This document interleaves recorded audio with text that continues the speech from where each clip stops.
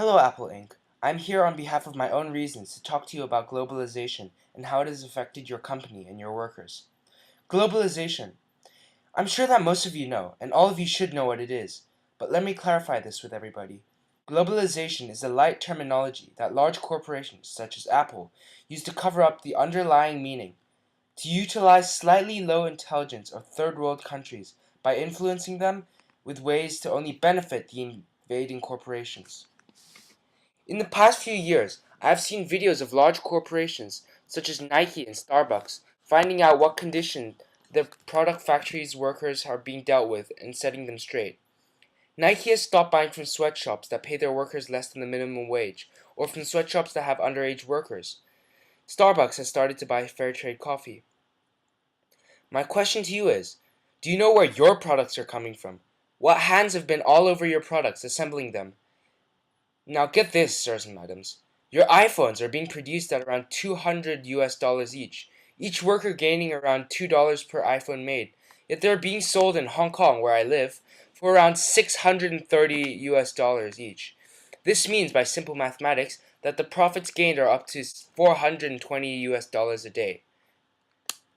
Each day, 150,000 iPhones are being sold, which means that each day the workers altogether in total are earning $7 million per day.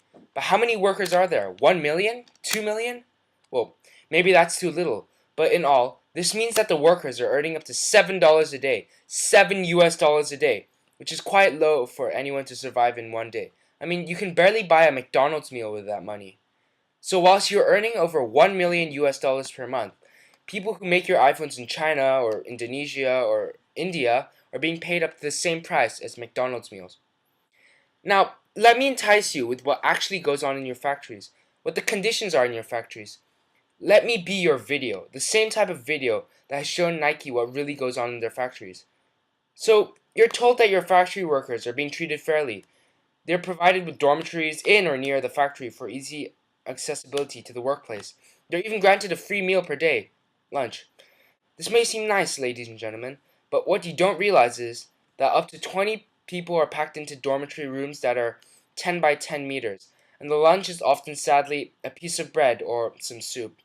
The worst thing is that the employees cannot afford to eat breakfast or dinner with their wages, so they need to survive each and every day on that one piece of bread or soup. Even worse than that, actually, is that the workers cannot leave the factory. Upon signing up for the job, they must sign a contract with the factory leader, saying that they would work for the factory in a long time, maybe even up to 10 years. And since most of, or even all of them, are not educated, they cannot read the contract that they are signing, and so they have no idea what they're going to go through until they're told later, which is too late. Can you see what is happening here, people? Your workers are being treated unfairly. This is one of the causes of globalization in third world countries. Corruption, one of the causes of globalization, was not a natural issue in third world countries until recently, and factory leaders, who are often locals to the country, utilize this power.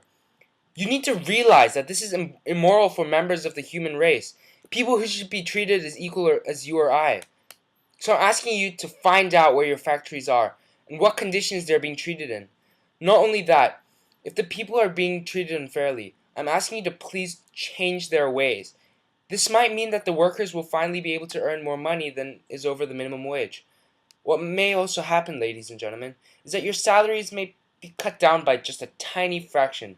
But does that really even matter? I mean, what matters more to you? A fancy luxury car or the human rights of over 1 million people? Think about it. Thank you very much.